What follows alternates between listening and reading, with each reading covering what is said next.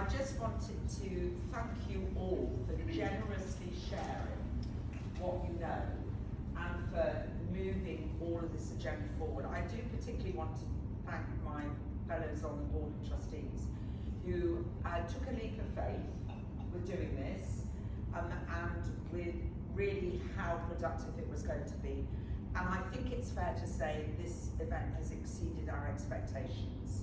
And I'm looking particularly. Do you agree? Yes, she's nodding. But one of the things which I think has emerged through the day, and thanks to everyone who contributed, is the importance of data. When you've got properly collected data, you know, it can't be argued with. Anecdotes are often the thing that have driven people to do things. They've been the motivations. We all know the terrible stories.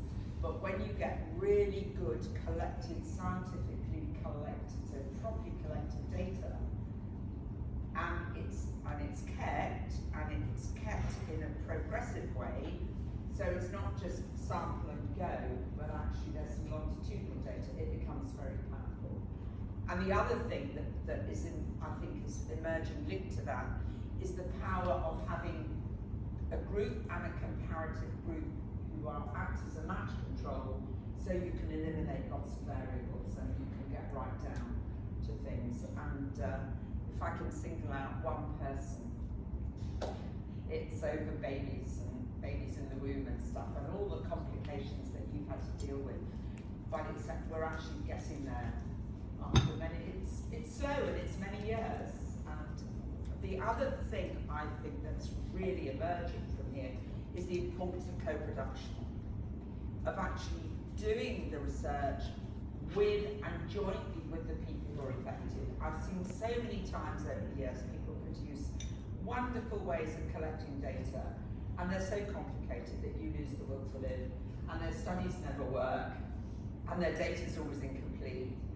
And actually, once, if you're even designing a questionnaire or anything, whatever you're doing, co-production with the people from whom you're wanting to get the data, because you'll find all kinds of interesting things that they wouldn't have thought of telling somebody that are actually the key.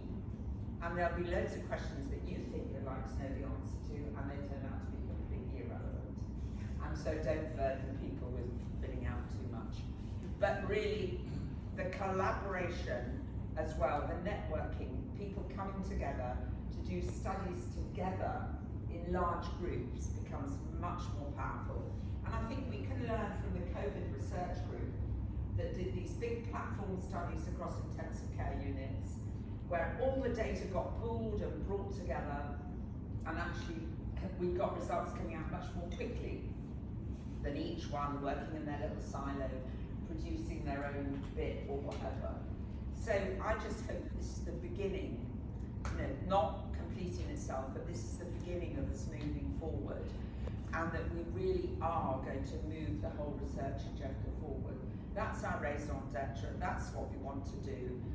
And we basically want to stop harm and damage in the long term, but having solid data will convince policymakers. And the thing is, although whatever you think about what goes on over there at the moment, the way that regulations get made and the way that people get influenced is when they can see that the benefit for the overall population will be greater, because we all get worn into the ground by special interest groups. You know, everybody believes that their thing is the most important topic. You should see my inbox. And that I'm only dealing with health. I'm not dealing with finance and other areas. But you know, each group comes along and they think theirs is the most important topic, and they're all competing priorities. But when you can show that actually the benefit to the whole population, 60 million in the UK, is from this that is going to cost very little, save a great deal of money, start to wake up and listen, and then you get regulation made. So this is an investment for the well-being of future generations, and I think it's going to become easier and easier to convince people to back what we all know and believe in needs to happen when we've got all that data. So just a huge thank you to you. You're going to have to forgive me. I've got to get a train to Glasgow, and I've got to be there by 6. So that's why I can't stay for the end. And events this morning meant that I couldn't be here to join in some of the groups earlier on, but it's been good to come in, kind of helicopter overview what's been going on.